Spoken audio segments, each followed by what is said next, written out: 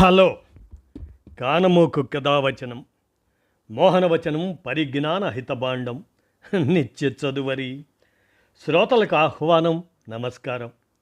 చదవదగునెవరు రాసిన తదుపరి చదివిన వెంటనే మరువక పలువురికి వినిపింపబూనిన అది ఏ పరిజ్ఞాన హితభాండమవుపో మహిళ మోహనవచనమై విరాజిల్లు. పరిజ్ఞాన హితభాండం లక్ష్యం ప్రతివారీ సమాచార హక్కు, తెలుసుకునే హక్కు సైతం జీవించే హక్కుతో సమానం. ఆ స్ఫూర్తితోనే ఇప్పుడు మిత్రుడు అనిశెట్టి సాయి కుమార్ విశ్లేషణాంశంగా అంబేద్కర్ను ఆరాధించడం కాదు, అర్థం చేసుకోవాలి. వ్యక్తి ఆరాధన నిరసించిన అంబేద్కర్ను అర్థం చేసుకోవాలి, తదనుగుణంగా అనుసరించాలి అంటున్నటువంటి మిత్రుడి విశ్లేషణను రాజకీయ స్వాతంత్ర సాధన కంటే ముందు ఆర్థిక సామాజిక సమానత్వం సాధించటం ముఖ్యం అన్న అంబేద్కర్ వాదన ఎంతగా సరైనదనే అంశాన్ని వర్తమానంలో విశ్లేషించుకుంటూ మనం పరిశీలిస్తే అంబేద్కర్ ఆలోచన విధానం ఒక వర్తమాన విశ్లేషణగా మనం ఈనాడు గమనిస్తున్నాం. అంబేద్కర్ భక్తులు పెరిగిపోతున్నారు. ఫేస్బుక్ వంటి సామాజిక మాధ్యమాల్లో కొన్ని గ్రూపులు అంబేద్కర్ను ఇప్పటికే దేవుడిగా మార్చేశాయి. విగ్రహాల స్థాపనలు, పూజాధికాలు మొదలుపెట్టేశాయి. అన్ని పార్టీలు ఆయన భజన చేస్తున్నాయి.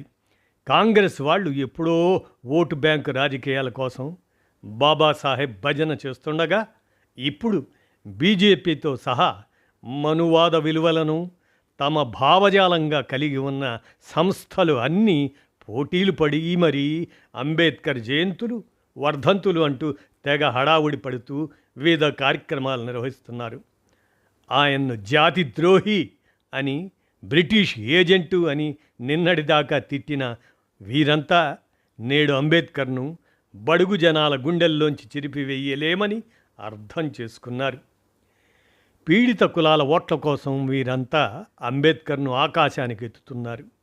బాబాసాహెబ్ గొప్ప దార్శనికుడైన మేధావి అని, సమాజాన్ని దేశాన్ని ఉద్ధరించాడని మత పీఠాధిపతులు రాజకీయ పార్టీల నుంచి ఐక్యరాజ్య సమితి దాకా హోరెత్తిస్తున్నారు. ఓవైపున ఆయన మనుస్మృతిని దహనం చేసిన విషయం తెలిసి కూడా ఆయన్ను అభినవ మనువుగా కీర్తింపజేశారు. ఇక అంబేద్కర్ జయంతి, మరి 125వ జయంతిని పురస్కరించుకొని ప్రధాని నరేంద్ర మోడీ అంబేద్కర్ అంతర్జాతీయ సంస్థకు ప్రారంభ కార్యక్రమం చేస్తే అంబేద్కర్ ఆలోచన స్రవంతిని 125 అడుగుల లోతుకు భూస్థాపితం చేసే క్రమంలో 2 తెలుగు రాష్ట్రాల ముఖ్యమంత్రులు పోటాపోటీగా 125 అడుగుల అంబేద్కర్ విగ్రహాలకు శంకుస్థాపనలు చేశారు. ఇక బాబాసాహెబ్ను గురించి ఏ కొంచెం తెలిసిన వారికైనా ఈ ప్రధాని, ఆ ముఖ్యమంత్రులు అంబేద్కర్ ఆలోచన విధానానికి స్పష్టమైన వ్యతిరేకులని తెలుసు. అయినా అనేక కార్యక్రమాల్లో అంబేద్కర్ బొమ్మలకు, ఫోటోలకు కుంకుమ బొట్లు పెట్టి ఆయన్ను హైందవ ప్రతినిధిగా చూపుతున్నారు. ఇక్కడ ఇంకా ఆశ్చర్యకరమైన విషాద ఘట్టాలు చోటు చేసుకున్నాయి.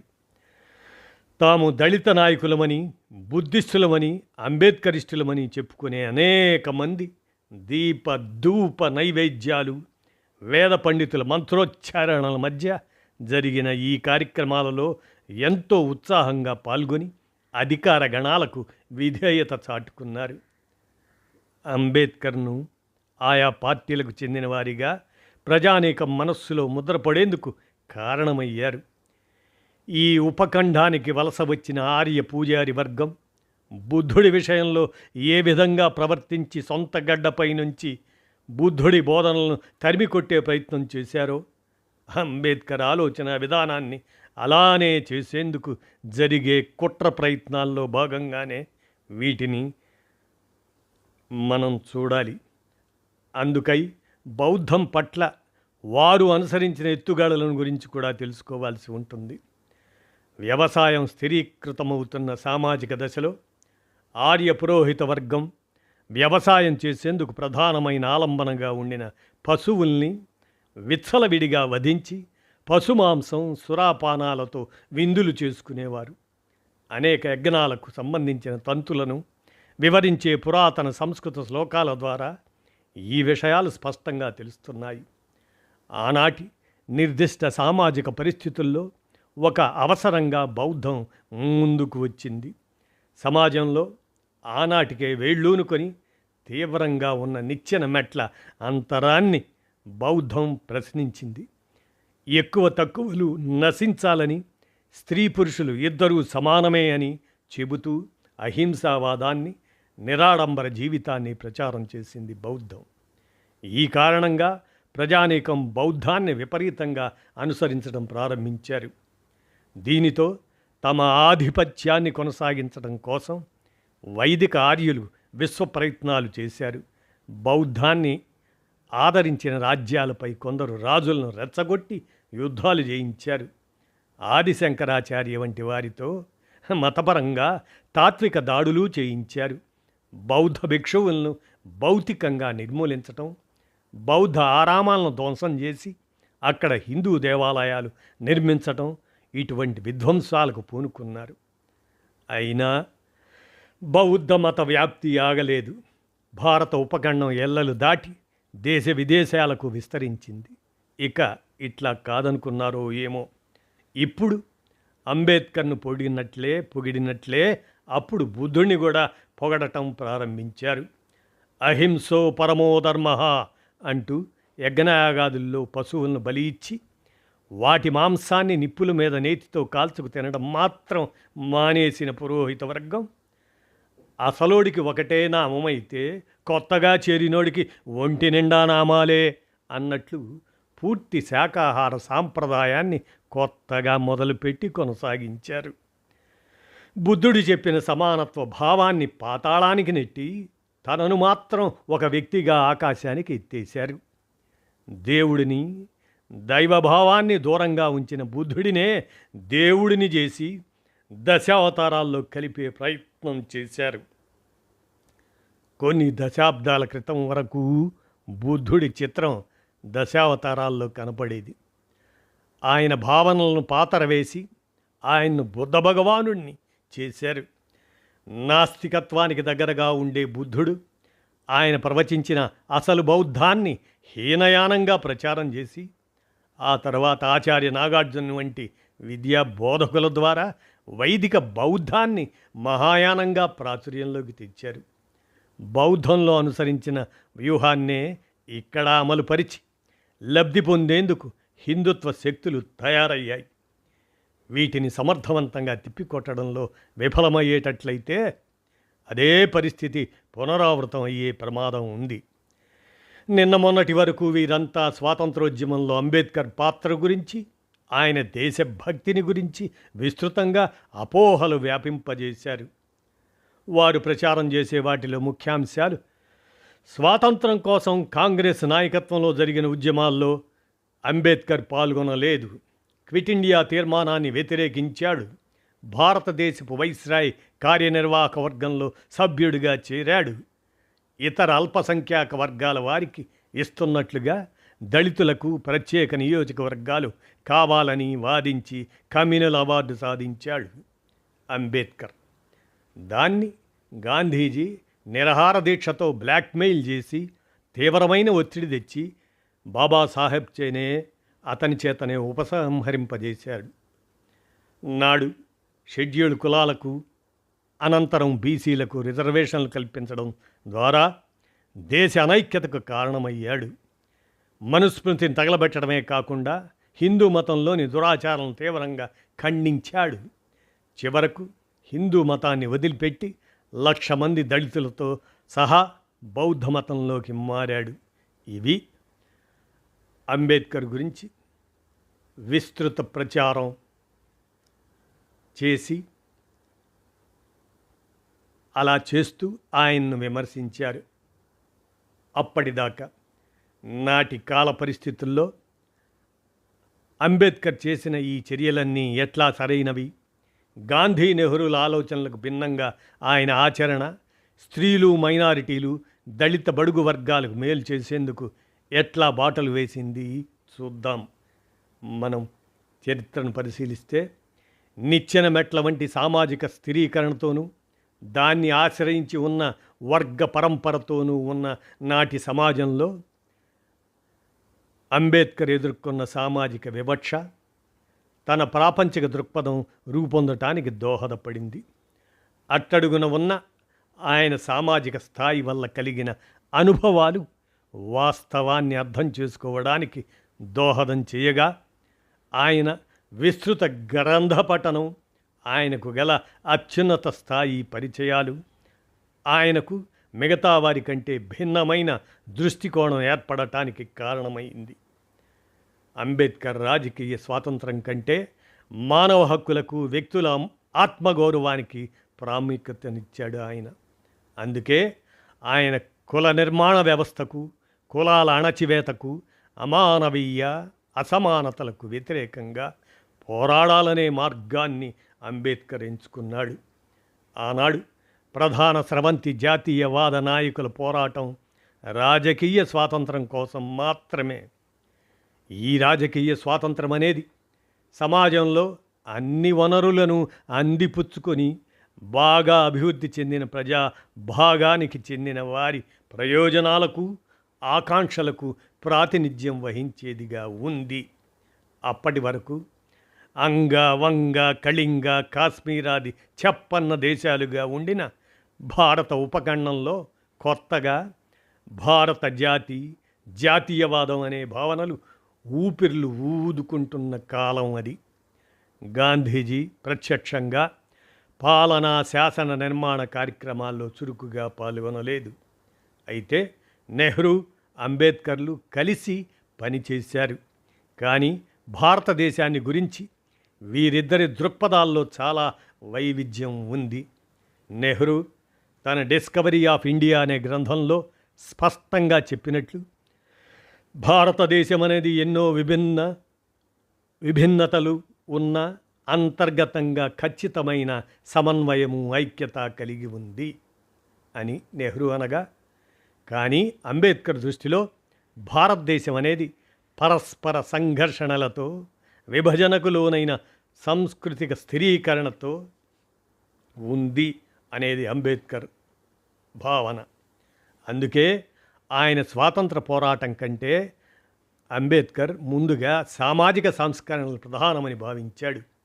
ఇదే పరిస్థితులు కొనసాగుతున్న దశలో స్వాతంత్రం ఇచ్చేటట్లయితే అధికారం చేజిక్కించుకునేందుకు పూర్తి అవకాశాలున్న ఆధిపత్య కులాలు, ఆ వర్గాల వారు మాత్రమే ఆ ఫలాలు అనుభవిస్తారని, సామాజిక, ఆర్థిక, రాజకీయ రంగాల్లో వెనుకబడిన కులాలు, వర్గాల వారిపై నిరంతర దమనకాండతో ఆధిపత్యం నెరపటం జరుగుతుందని ఎంతో ముందుగానే అంబేద్కర్ సరిగానే గుర్తించాడు. వారంతా ముందుకు తెచ్చిన గుడ్డి జాతీయవాదం చాలా ప్రమాదకరంగా ప్రజా వ్యతిరేక రూపం దాలుస్తుందని గుర్తించడం వల్లనే దాన్ని ప్రతిఘటించేందుకు సమానత్వ ప్రాతిపదికన బలమైన పునాది నిర్మించాలని అంబేద్కర్ తపించాడు. ఈ గుడ్డి జాతీయవాదం దేశభక్తి పేరిట దళితులు, మైనారిటీలపై ఎంతో దమనకాండకు కారణమవడమే కాకుండా ప్రజల్లో విద్వేషాలు, అనైక్యతలు పెచ్చరిల్లడానికి దారితీసింది. బీజేపీ ఏలుబడిలోకి వచ్చిన తర్వాత ఓవైపున అంతర్జాతీయ పెట్టుబడికి, అంతర్జాతీయ సామ్రాజ్యవాదానికి, దాని ఏజెంట్లకు ఎర్రతివాచి పరుస్తూనే మరోవైపు జాతీయవాదం పేరుతో ప్రజలు ఏమి తినాలి, ఏమి తినకూడదు, ఏమి మాట్లాడాలి, ఏమి మాట్లాడకూడదు, ఏవి చూడాలి, ఏవి చూడకూడదు, ఇటువంటి అంశాలను కూడా నిర్దేశించడం మొదలుపెట్టారు. జనగణమన వివాదం, గోమాంసభక్షణ నిషేధం తదితరాలు ఇందుకు ఉదాహరణలుగా చెప్పుకోవచ్చు. తీవ్ర ప్రజా ప్రతిఘటనతో వాటిని వెనక్కి తీసుకున్నా ఇప్పుడు అదే తీవ్ర జాతీయవాద శక్తులు లెనిన్, పెరియార్, అంబేద్కర్ల విగ్రహాలను పగలగొట్టడం వంటి దుశ్చర్యలకు పాల్పడటం మన కళ్ళ ముందు కనబడుతుంది. నేటికి అనేక మంది విద్యావంతులు సైతం రాజకీయ రిజర్వేషన్లు అంబేద్కర్ భిక్షగా భావిస్తున్నారు. రాజకీయ పదవుల్లో రిజర్వేషన్లు వస్తే ఇప్పుడున్న విధంగా డబ్బుకు, పెత్తందారీ ఆధిపత్యాలకు బలి కావటం తప్ప ఒరిగేదేమీ లేదని అంబేద్కర్ ముందుగానే అంచనా వేశాడు. అందుకే ఆయన దళితులకు ప్రత్యేక నియోజకవర్గాలు కావాలన్నాడు. భారతదేశంలో నూతన రాజ్యాంగ సంస్కరణల కోసం భారతదేశంలో పర్యటించిన సైమన్ కమిషన్ ఇచ్చిన నివేదికపై చర్చించేందుకు గాను బ్రిటిష్ ప్రభుత్వం 1930, 1931, 1932 సంవత్సరాల్లో 3 సార్లు రౌండ్ టేబుల్ సమావేశాలను నిర్వహించింది. ఈ సమావేశాల్లో అంబేద్కర్ దళితులకు ప్రత్యేక నియోజకవర్గాల అవసరాన్ని గురించి తన అసమాన మేధా సంపత్తి, వాదనా పటిమతో మెప్పించాడు. 1931లో జరిగిన రెండో రౌండ్ టేబుల్ సమావేశానికి కాంగ్రెస్ పార్టీ ప్రతినిధిగా గాంధీజీ కూడా హాజరయ్యాడు. దళితులకు ప్రత్యేక నియోజకవర్గాల ఏర్పాటును వ్యతిరేకించిన గాంధీజీ ఈ సమావేశంలో నుంచి బయటికి వెళ్ళిపోయాడు. అంబేద్కర్ చెప్పిన ప్రకారం దళితులకు ప్రత్యేక నియోజకవర్గాలను కేటాయిస్తూ మెక్డొనాల్డ్ కమ్యూనల్ అవార్డును ప్రకటించారు. ఆ సమయానికి శాసనోల్లంఘన నేరంపై గాంధీజీ ఎరవాడ జైల్లో ఉన్నాడు. ప్రత్యేక నియోజకవర్గాల వల్ల హిందూ సమాజం చీలిపోతుందని భావించిన గాంధీజీ ఈ అవార్డును నిరసిస్తూ జైల్లోనే ఆమరణ నిరాహార దీక్షకు కూర్చున్నాడు. గాంధీజీ ఆరోగ్య పరిస్థితి విషమంగా మారటంతో కాంగ్రెస్ నాయకులతో సహా ఆనాటి ప్రధాన స్రవంతి రాజకీయవేత్తలు అంతా గాంధీజీ మరణానికి బాధ్యత వహించాల్సి వస్తుందని బాబాసాహెబ్పై తీవ్రమైన ఒత్తిడి తెచ్చారు. ఫలితంగా గత్యంతరం లేని పరిస్థితుల్లో అంబేద్కర్ అందుకు తలగ్గటంతో పూనా ఒప్పందం జరిగింది. ఆ ప్రకారం దళితులకు ప్రత్యేక నియోజకవర్గాలకు బదులు ఉమ్మడి నియోజకవర్గాల్లో రిజర్వేషన్లు కల్పించారు. దీని ఫలితంగానే రాజకీయ అధికారం దళితులకు పూర్తిగా దూరమైంది. నోట్లు చల్లి ఓట్లు పండించుకునే వర్తమాన ఎన్నికల వ్యవస్థలో ప్రత్యేక నియోజకవర్గాలు లేని కారణంగా రిజర్వ్డ్ స్థానాల్లో ఆధిపత్య వర్గాలకు, నమ్మిన బంటులకు మాత్రమే పోటీకి అవకాశం లభిస్తుంది. మద్యం, డబ్బు పంచి, లేకపోతే దమనకాండ ద్వారా రక్తం పారించి ఓట్లు వేయించుకుంటున్నారు. ఫలితంగా వారు ఓటు వేయడానికే తప్ప ఓటు తీసుకునే అధికారాన్ని శాశ్వతంగా కోల్పోయారు. అనంతర కాలంలో దేశానికి రాజ్యాంగం రాసే పనిని అంబేద్కర్కు అప్పజెప్పినప్పుడు ఆయన ప్రాధాన్యత గల అంశాలుగా భావించిన స్త్రీలు, షెడ్యూల్డ్ కులాలు, జాతులు, మైనారిటీల పరిరక్షణ, అస్పృశ్యత నిర్మూలనలతో బాటుగా ఒక బలమైన కేంద్ర ప్రభుత్వాన్ని ఏర్పరచడం తన లక్ష్యంగా పెట్టుకున్నాడు అంబేద్కర్. ఆయన ఇట్లా భావించడానికి ఆనాడు నెలకొని ఉన్న ప్రత్యేక పరిస్థితులే కారణం. ఆనాటికి బ్రిటిష్ ఇండియా ప్రత్యక్ష పాలనలో ఉన్న ప్రదేశాలే కాకుండా భారత ఉపఖండం కొద్ది గొప్ప సార్వభౌమాధికారాలతో అనేక స్వతంత్ర రాజ్యాలుగా విడివడి ఉంది. నాటి రాజ్యాంగ సభలో స్వదేశీ సంస్థానాధీశుల ప్రతినిధులుగా ఏకంగా 70 మంది ఉన్నారు. వీరంతా సొంత రాజ్యాంగం, సొంత సైన్యాల ప్రతిపాదనలతో వచ్చారు. ఎంతో ఆశ్చర్యకరమైన విషయం ఏమంటే రాజ్యాంగం ముసాయిదా తయారు చేసే ఉపసంఘాలు వీటన్నిటికీ అనుకూలంగా ప్రతిపాదనలను తయారు చేయడం. దీన్ని చూసిన అంబేద్కర్ ఎంతో కలవరపాటుకు, ఆగ్రహానికి గురయ్యాడు. వీటన్నిటికీ ఒకే నిబంధనలు ఉండేట్లుగా కృషి చేశాడు అంబేద్కర్. అయితే అధికారాలు ఒకే చోట కేంద్రీకృతమైతే వచ్చే ప్రమాదాలను కూడా అంబేద్కర్ ముందుగానే ఊహించాడు. అందుకే బలమైన కేంద్ర ప్రభుత్వంతో బాటుగా బలమైన రాష్ట్రాలతో కూడిన సమాఖ్య ఉండాలని ఆశించాడు. అందుకే రాజ్యాంగంలో కేంద్ర ప్రభుత్వానికి, రాష్ట్ర ప్రభుత్వాలకు ఏ ఏ అంశాలపై అధికారాలు ఉండాలో విస్పష్టంగా పేర్కొని వాటిని కేంద్ర రాష్ట్ర ఉమ్మడి అధికారాలు అనే భాగాల జాబితా రూపొందించి ఇంకా ఈ జాబితాలో పేర్కొనకుండా మిగిలిపోయిన అవశిష్ట అధికారాలపై కేంద్రానికి అధికారం ఉండేలా రూపొందించడం జరిగింది. నాటి ప్రత్యేక పరిస్థితుల్లో అంబేద్కర్ కేంద్రానికి ఎక్కువ అధికారాలు ఇచ్చేందుకు అనుకూలుడుగా ఉన్నాడు. కానీ వాస్తవంలో అధికార వికేంద్రీకరణకు అంబేద్కర్ వ్యతిరేకం కాదు. ఇక్కడ ముఖ్యంగా చెప్పుకోవలసిన అంశం అత్యవసర పరిస్థితికి సంబంధించి రాజ్యాంగంలో ఉన్న 352, 356, 360 ఈ ప్రకరణాల గురించి. వీటిలో 356వ ప్రకరణం, దాని ప్రకారం కేంద్రం తన ఇష్టానుసారం రాజకీయ ప్రయోజనాల కోసం ప్రజాస్వామ్యబద్ధంగా ఎన్నికైన రాష్ట్రాలలోని ప్రభుత్వాలను రద్దు చేయడానికి సంబంధించింది. ఇవన్నీ బాబాసాహెబ్ కొత్తగా పెట్టినవి కాదు. అనేక అంశాలతో పాటు ఈ అత్యవసర పరిస్థితికి సంబంధించిన అంశాలను కూడా 1935 భారత చట్టం నుంచి యథాతథంగా పొందుపరిచారు. కాబట్టి వీటికి అంబేద్కర్ను బాధ్యుడిని చేయలేము. ప్రస్తుతం ఉత్తర భారత ఆధిపత్యానికి వ్యతిరేకంగా దక్షిణాది రాష్ట్రాల్లో వ్యతిరేకత పెచ్చరిల్లుతుంది. అనేక చోట్ల ప్రాంతీయ పార్టీల ప్రాముఖ్యం పెరుగుతుంది. ఏపీకి ప్రత్యేక హోదా అంశం కానీ, రిజర్వేషన్లను పెంచుకునే అధికారంతో సహా రాష్ట్రాలకు మరిన్ని అధికారాలు కావాలని మూడో ఫ్రంట్ ఆలోచనతో తెలంగాణ ముఖ్యమంత్రి ఆనాడు ఆయన నేతృత్వంలో జరుగుతున్న ఉద్యమం కానీ, ఇటువంటివన్నీ ప్రజల వికేంద్రీకరణ ఆకాంక్షలకు ప్రాతినిధ్యం వహించేవిగానే చెప్పుకోవచ్చు. స్వేచ్ఛ, స్వాతంత్రం, సౌభ్రాతృత్వాల్ని ఆరాధించేవాడిగా అంబేద్కర్ ఆయన నేడు ఉన్నట్లయితే నిజమైన సమాఖ్యకు తప్పనిసరిగా మద్దతు ఇచ్చి ఉండేవాడు. సాంఘిక ఆర్థిక సమానత్వం లేనిదే నిజమైన స్వాతంత్రం వచ్చినట్లు కాదని అంబేద్కర్ పదే పదే స్పష్టపరిచాడు. అందుకై అంబేద్కర్ అలుపెరుగని పోరాటం చేశాడు.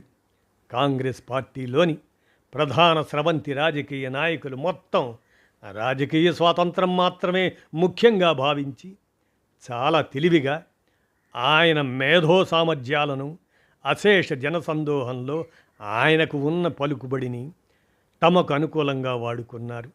దీని ఫలితంగా ఆనాటికే ఎదిగి ఉన్న టాటా, బిర్లా, గోయంకా వంటి పెట్టుబడిదారులకు, సంస్థానాధీశులు, జమీందారులు, అగ్రకుల భూస్వాములకే స్వతంత్ర ఫలాలు అందాయి. అప్పటి వరకు స్వాతంత్ర ఉద్యమాన్ని వ్యతిరేకించిన వారితో సహా అంతా ఖద్దరు టోపీలు ధరించి ఎమ్మెల్యేలుగా, ఎంపీలుగా అధికార పగ్గాలు చేపట్టి తమ ఆధిపత్యాన్ని కొనసాగించారు. ఇదంతా కొత్త సీసాలో పాత సారాలా తయారైంది. దీనివల్ల స్వాతంత్రం బడుగుల బతుకుల్లో ఏ కొద్ది మార్పు కూడా తేలేకపోయింది. ఈ వంచన కార్యక్రమంలో గాంధీజీ చాలా ప్రముఖ పాత్ర పోషించాడు. ఆమరణ నిరాహార దీక్షకు కూర్చొని కమ్యూనల్ అవార్డు రద్దు చేయించాడు గాంధీజీ. అంటరానితనం తొలగించాలని 1922లో బార్డోలీ తీర్మానం చేయించడం తప్ప ఆచరణలో చేసింది గాంధీ ఏమీ లేదు. అయిందానికి కాని దానికి, చీటికి మాటికి అలకలు, సత్యాగ్రహాలు మొదలుపెట్టే అలవాటు ఉన్న గాంధీజీ ఒక్కసారి కూడా హరిజనుల కోసం సత్యాగ్రహం చేయలేదు. హరిజన సేవా సంఘం నాయకత్వంలో హరిజనులకు చోటు లేకుండా చేశాడు. కులాంతరాలను, వివక్షను సమర్థించే భగవద్గీతను చంకలో పెట్టుకు తిరుగుతూ రఘుపతి రాఘవ రాజారాం అని పాట పాడుతూ తిరిగేవాడు. అందుకే అంబేద్కర్ గాంధీజీ పట్ల చాలా జాగ్రత్తగా ఉండాలని పదే పదే హెచ్చరించేవాడు. కాంగ్రెస్ పార్టీ అంబేద్కర్ను సొంతం చేసుకొని నేటికి ఈ వంచనా శిల్పాన్ని దశాబ్దాలుగా కొనసాగిస్తుంది. మహిళా హక్కులు, స్వేచ్ఛ కోసం అంబేద్కర్ నిరంతరం తప్పించేవాడు. మహిళల పురోగతి స్థాయి సమాజ పురోగతి స్థాయికి కొలబద్ద అన్నాడు అంబేద్కర్. స్త్రీలు, దళితులను మనుస్మృతి అతి హీనంగా చూసిందని, వీరి అణచివేతకు అదే కారణమని అంబేద్కర్ బలంగా విశ్వసించాడు. అంబేద్కర్ న్యాయశాఖ మంత్రిగా ఈనాటికి ఎంతో అభ్యుదయ భావాలతో కనపడే హిందూ కోడ్ బిల్లును 1951 ఫిబ్రవరి 5వ తేదీన నాటి శాసనసభలో ప్రవేశపెట్టాడు. స్త్రీలకు ఆస్తిలో సమాన హక్కు, యజమాని మరణించినప్పుడు దత్తపుత్రునితో పాటు దత్తత తల్లికి ఆస్తి హక్కు, కులాంతర మతాంతర వివాహాలను ఆమోదించటం, వివాహాలను రిజిస్ట్రేషన్ పద్ధతిలో జరిపించడం, బహుభార్యత్వాన్ని రద్దు చేయటం, ఏ కులం నుంచి అయినా దత్తత తీసుకునే హక్కు, విడాకులకు అంగీకరించడం, కుటుంబ సభ్యులందరితో పాటు స్త్రీలకు ఆస్తి హక్కు, వివిధ ప్రాంతాల్లో వివిధ రూపాల్లో అనేక పేర్లతో అనేక విధాలుగా ఉన్న దాయబాగ, మితాక్షరి వంటి భిన్న విలువలు పద్ధతులు ఉన్న హిందూ మతంలోని స్థానిక చట్టాలను ఏకం చేసి ఒకే పౌరస్మృతిని ఏర్పాటు చేయడం, ఇటువంటి అనేక గొప్ప ప్రతిపాదనలు అందులో ఉన్నాయి.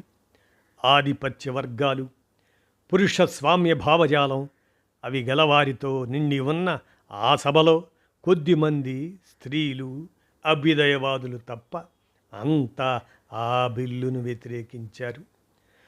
ఆ బిల్లును ఆయన అంబేద్కర్ ఎంత ప్రతిభావంతంగా వాదించినా రాజేంద్ర ప్రసాద్, పటేల్ వంటి వారితో సహా ఆ బిల్లును రాకుండా అడ్డుపడ్డారు.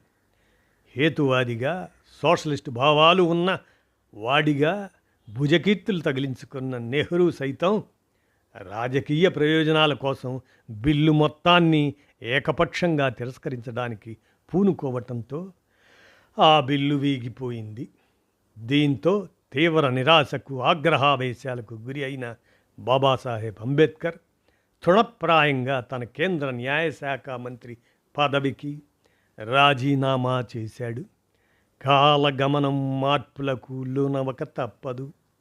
నాడు అంబేద్కర్ ప్రవేశపెట్టగా తిరస్కారానికి గురైన అంశాలన్నీ చట్టరూపంలో నేడు ప్రజలు అనుభవిస్తున్నారు.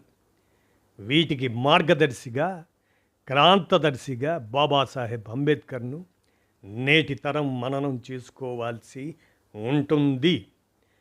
పదవికి రాజీనామా చేసిన అనంతరం ఆయన తన పూర్తి జీవితాన్ని బడుగు కులాల సంక్షేమానికి కృషి చేశాడు. పూజారి వర్గం, దేవుడు, మహత్యాల పేరిట ఉన్న క్రైస్తవ మతాన్ని కూడా ఆయన రెండో మాట లేకుండా పూర్తిగా తిరస్కరించాడు. కానీ నేడు హిందూ మతాన్ని ఆచరిస్తూ తాము అంబేద్కర్ వాదులమని చెప్పుకునే విధంగా కానీ, అంబేద్కర్ భావాలకు విరుద్ధంగా గణనీయమైన సంఖ్యలో క్రైస్తవ మతాన్ని ఆచరిస్తూ అంబేద్కరిస్టులమని చెప్పుకునే చిత్తశుద్ధి లేని వారు కూడా నానాటికి పెరిగిపోతున్నారు. అంబేద్కర్ బుద్ధుడిని, మనువాదాన్ని ప్రశ్నించే బ్రాహ్మణీయ తాత్విక ధోరణిని ప్రవేశపెట్టిన తాత్విక విప్లవకారునిగా గుర్తించాడు బుద్ధుణ్ణి అంబేద్కర్. భారత ఉపఖండాన్ని ఆయన బుద్ధుని దేశంగా భావించాడు అంబేద్కర్. అంబేద్కర్ మార్క్సిజాన్ని కూడా అధ్యయనం చేశాడు. ప్రపంచాన్ని మార్చడమే తత్వశాస్త్రం చేయాల్సిన పని అని అన్న మార్క్స్ మాటలను ఆయన సమర్థించాడు. ప్రపంచంలో వర్గాల మధ్య ఘర్షణ ఉన్నదని, వ్యక్తిగత ఆస్తి వలన దోపిడీ, పీడన పుడుతున్నాయని అంబేద్కర్ విశ్వసించాడు. ఈ లక్ష్యాల సాధనకు కార్ల్ మార్క్స్ హింసను, కార్మిక నియంతృత్వాన్ని సూచించగా, బుద్ధుడు అహింసను, మానసిక పరివర్తనను సూచించాడని అంబేద్కర్ పేర్కొన్నాడు. బుద్ధ అండ్ కార్ల్ మార్క్స్ అనే పుస్తకంలో మార్క్స్ తరహా సోషలిజం కంటే బుద్ధుడు చెప్పిన అహింసాయుత సమానత్వం గొప్పదని అంబేద్కర్ పేర్కొన్నాడు. ఆయన లక్షలాది మంది అనుయాయులతో బౌద్ధ మతాన్ని స్వీకరించాడు అంబేద్కర్. ఆనాడు ఆయనతో పాటు బౌద్ధాన్ని స్వీకరించిన వారంతా తమ కులపరమైన గుర్తింపును వదిలిపెట్టి నియో బుద్ధిస్టులుగా గుర్తింపు తెచ్చుకొని అదేవిధంగా కొనసాగుతున్నారు. ఆనాడు అనేక బడుగు కులాలకు చెందిన వారికి ఆహారంగా ఉన్న ఆవును తినకూడదని వినోబా భావే ఆందోళన నిర్వహించి కొన్ని శాసనాలు కూడా చేయించాడు. ఇందిరాగాంధీతో సహా నాటి కాంగ్రెస్ వాళ్ళంతా వినోబా భావే ఆశీస్సులను వెళ్తుండేవాళ్ళు. ప్రస్తుత బీజేపీ ప్రభుత్వం దీన్ని మరింత ముందుకు తీసుకుపోయింది. కొన్ని రాష్ట్రాల్లో నిషేధ చట్టం తెచ్చారు. దేశవ్యాప్తంగా చట్టాన్ని తెచ్చే ప్రయత్నం చేయగా కేరళతో సహా అనేక దక్షిణాది ప్రాంతాల తీవ్ర ఆగ్రహాన్ని చవిచూడటంతో ఆ బిల్లును వెనక్కి తీసుకున్నారు. ఆవుకు ఆవు విసర్జితాలకు పంచకం, పేడ వాటికి విపరీతంగా మహత్యాలను అంటగట్టడం జరిగింది. ఇక్కడ గమనించాల్సిన మరో ముఖ్య విషయం ఏమిటంటే, తెల్లగా ఉండే ఆవుకు మాత్రమే మహత్యాలు ఆపాదించి నల్లగా ఉండే బర్రెలను తక్కువ చేసి చూడటంలో మనుషుల్లోని రంగు భేదాల కారణంగా మనుషుల్లో తేడాలను, ఎక్కువ తక్కువలను న్యాయబద్ధం చేసే కుట్రగా కూడా దీన్ని అర్థం చేసుకోవాల్సి ఉంటుంది. నేడు బీజేపీ వారంతా కొత్తగా గాంధీజీతో పాటు అంబేద్కర్ను కూడా ఒక ఎన్నికల ఎత్తుగడగా గుర్తకు తీసుకున్నారు. అంబేద్కర్ ఎప్పుడు హిందువులను, అగ్రవర్ణాలను, బ్రాహ్మణవాదులను ఏనాడు విద్వేషంతో తిట్టలేదు, లోతుగా విశ్లేషించాడు. మనుధర్మశాస్త్రాల్లోని అమానుషాన్ని, ప్రజా వ్యతిరేక ఆధిపత్య ధోరణులను ఎండగట్టాడు. బుద్ధునికి పూర్వం హిందూ పూజారి వర్గం యజ్ఞయాగాదుల పేరిట ఆవులను చంపి ఆవు మాంసాన్ని తిన్న దృష్టాంతరాలు చూపాడు అంబేద్కర్. పూర్తి ఆధిపత్య రాజకీయాలు నడిపే వీళ్ల ఎత్తులకు పీడిత ప్రజానేకం పడిపోతారనేది వారి భ్రమ మాత్రమే. రాజకీయ అధికారంలో జనాభా దామాషా ప్రకారం నిజమైన భాగస్వామ్యమే సమస్య పరిష్కార మార్గంగా బాబాసాహెబ్ అంబేద్కర్ చెప్పిన మాటలు ఫలవంతం చేయటానికి అంతా నడుం కట్టాలి ప్రజానీకం. రాజకీయంగా ఒక మనిషికి ఒకే ఓటు, ఒక ఓటుకి ఒకే విలువ ఉంటాయి. కానీ మన ఆర్థిక రాజకీయ వ్యవస్థ మూలంగా మన సామాజిక ఆర్థిక జీవనంలో మనం ఒక మనిషికి ఒకే విలువ అన్న సూత్రాన్ని నిరాకరిస్తూనే ఉంటాం. ఈ వైరుధ్యాన్ని వీలైనంత త్వరగా తొలగించి తీరాలి. లేకపోతే ఎంతో శ్రమించి నిర్మించిన రాజకీయ ప్రజాస్వామ్య సౌధాన్ని అసమానతలు అనుభవిస్తున్న వారు ధ్వంసం, అదే బ్లోప్ చేస్తారు అని 1949 నవంబర్ రాజ్యాంగం అందిస్తూ అంబేద్కర్ అన్న మాటను మనం గమనంలోకి తీసుకోవాలి అంటూ మిత్రుడు అనిశెట్టి సాయి కుమార్ అంబేద్కర్ను ఆరాధించటం కాదు, అర్థం చేసుకోవాలి. వ్యక్తి ఆరాధనను నిరసించిన అంబేద్కర్ను అర్థం చేసుకోవాలి, తదనుగుణంగా అనుసరించాలి అని విశ్లేషణాత్మకమైన ఈ అంశాన్ని అందజేసిన మిత్రుడికి ధన్యవాదాలతో మన కానమోకు కథ వచ్చిన శ్రోతలకు అవగాహన నిమిత్తం ఈ అంశాన్ని వినిపించాను. మీరే ఆలోచించండి. ధన్యవాదాలు.